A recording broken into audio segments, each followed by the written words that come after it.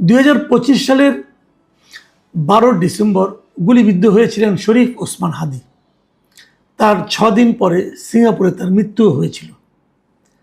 সেই হাদি হত্যা রহস্যের কোনো কুল কিনারা কিন্তু এখন পর্যন্ত হয়নি। এই মামলায় অভিযুক্ত যে প্রধান আসামি ছিলেন ফয়সাল করিম মাসুদ, তার একজন সহযোগী আলমগীর হোসেন সহ ভারতে ধরাও পড়েছেন, গ্রেফতার হয়েছেন। ভারতের পুলিশের কাছে সে এখনও আছে। তাকে দেশে ফিরিয়ে আনারও কোনো অগ্রগতি হয়েছে বলে আমরা জানি না। শরীফ ওসমান হাদির হত্যা রহস্য এখনও সেই বিচারে অনুদ্ঘাটিতই রয়ে গেছে। এরই মধ্যে এখন 6 মাস তো পারই হয়ে গেল। এই 6 মাস পরে এসে নতুন এক বিতর্ক তৈরি হয়েছে যে এই হত্যার সঙ্গে কারা জড়িত, কাদের মদতে এই হত্যা হয়েছে। সেই সময়ে নানা আলোচনা হয়েছে, আমরাও নানা রকম কথাবার্তা বলেছি, কিন্তু কোনো সুনির্দিষ্টভাবে কিন্তু কিছু জানা যায়নি, কোনো তৎপরতা আমরা লক্ষ্য করিনি। এখন একটা গণতান্ত্রিক সরকার এসেছে, এখন আমরা আশা করতেই পারি কিছু একটা হবে, কিন্তু এরই মধ্যে আমরা 3 ধরনের কথা কিন্তু শুনতে পাচ্ছি। বিশেষ করে আজকে তো অনেকগুলো আলোচনা হলো।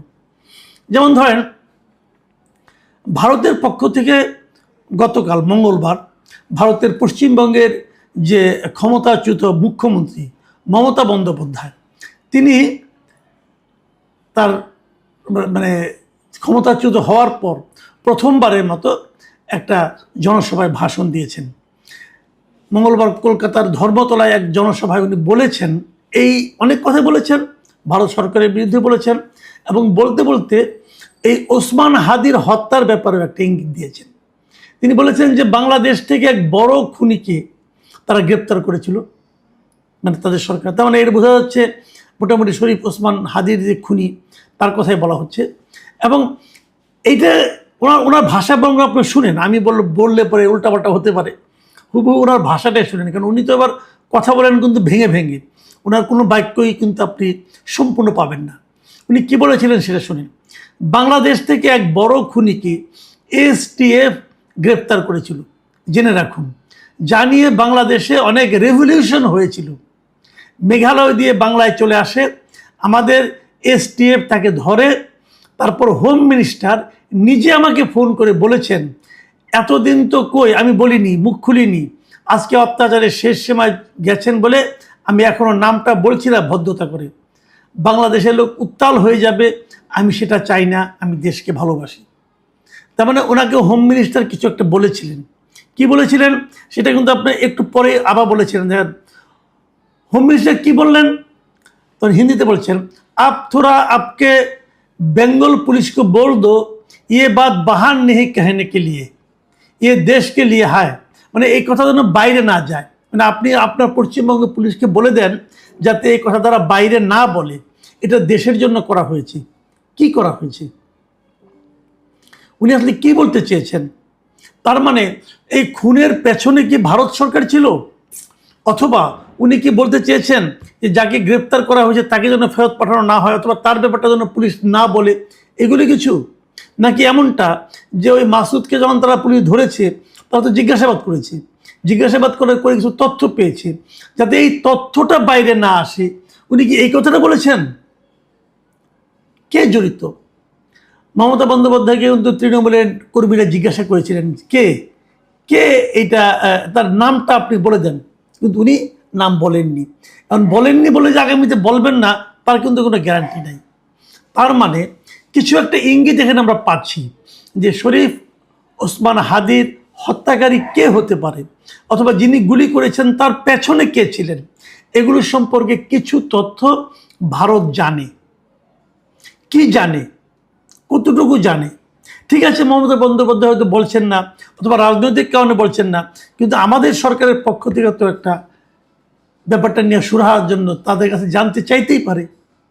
চাওয়ার পর কি হবে, কি তথ্য তারা পাবে, এগুলো কিন্তু আলোচনার প্রয়োজন আমি মনে করি। কেন বললাম কথাটা, দেখেন এরই মধ্যে এই কথার উপর ভিত্তি করে কিনা জানি না, এরই মধ্যে দেখলাম আজকে নাসিরউদ্দিন পাটোয়ারি উনি কিন্তু যশোর গিয়েছেন। যশোর যে নাসিরউদ্দিন পাটোয়ারি কিন্তু বলেছেন উনি ভারতকে খুনি রাষ্ট্র হিসেবে অভিহিত করেছেন এবং তিনি বলেছেন যে কিভাবে খুনিরা সীমান্ত পেরিয়ে বাংলাদেশ থেকে পালিয়ে যেতে সক্ষম হয়, উনি এই প্রশ্নটা করেছেন। এরকম আলোচনা কিন্তু সামনের দিনে আরও অনেকে করতে থাকবেন।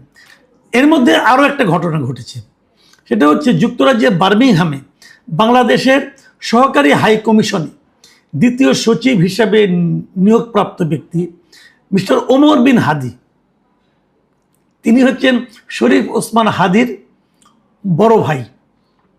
তাকে গত 15 জানুয়ারি অন্তর্বর্তীকালীন সরকার সেখানে এই দ্বিতীয় সচিব পদে চুক্তিভিত্তিক নিয়োগ দান করেন। সেই ওমর হাদি একটা বড় অভিযোগ করেছেন। ওমর হাদি বলেছেন যে ঢাকা 8 নির্বাচনী এলাকা থেকে শরীফ ওসমান হাদিকে সরিয়ে দেওয়ার জন্য ব্যাপক চাপ প্রয়োগ করা হয়েছিল এবং এতে আমিরের জামায়াতের একজন ব্যক্তিগত সচিব জড়িত রয়েছেন। এছাড়া তিনি প্রধানমন্ত্রীকে পর্যন্ত হুঁশিয়ারি দিয়েছেন, ওখান থেকে বলেছেন হাদি হত্যার বিচার না করলে তিনিও হুমকির মুখে পড়তে পারেন। এই ওমর হাদি মঙ্গলবার দিন মানে গতকাল তার ফেসবুক পোস্টে 2টি পোস্ট করেছিলেন। একটা পোস্টে উনি জামায়াতের সংশ্লিষ্টতার কথা বলেছেন, আরেকটা পোস্টে উনি অন্তর্বর্তীকালীন সরকারের একাধিক উপদেষ্টার কথা বলেছিলেন যে তারা অনেকে এই হত্যার সঙ্গে জড়িত। এবং এই পোস্টগুলোর উপর ভিত্তি করে গণ অধিকার পরিষদের মুখপাত্র মিস্টার ফারুক হাসান উনি আবার আরেকটা পাল্টা অভিযোগ করেছেন এবং তিনি বলেছেন যে এই হত্যাকাণ্ডের সঙ্গে আসলে ওসমান হাদির বড় ভাই যে শরীফ ওমর হাদি তারই সংশ্লিষ্টতা রয়েছে।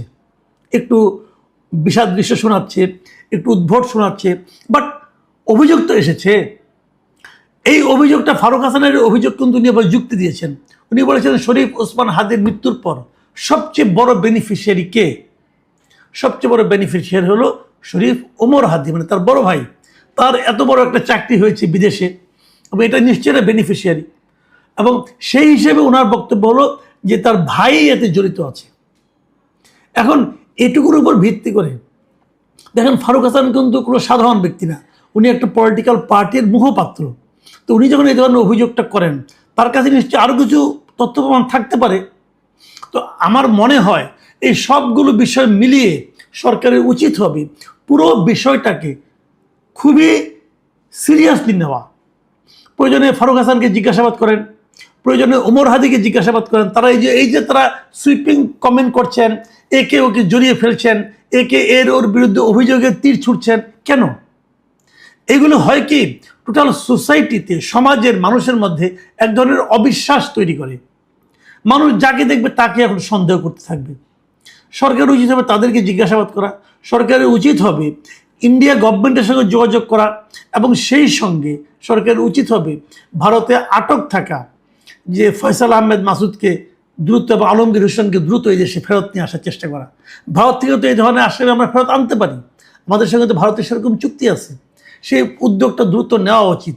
আমি মনে করি যতদিন পর্যন্ত শরীফ ওসমান হাদির মৃত্যুর কোনো কুল কিনারা না হবে, যদি সেটা সেই সাগর রুনির মতো ঝুলে যায়, তাহলে আমি মনে করি সুশাসনের ক্ষেত্রে, সুশাসন প্রতিষ্ঠার ক্ষেত্রে একটা বড় ধরনের সমস্যা কিন্তু এখান থেকে তৈরি হতে থাকবে।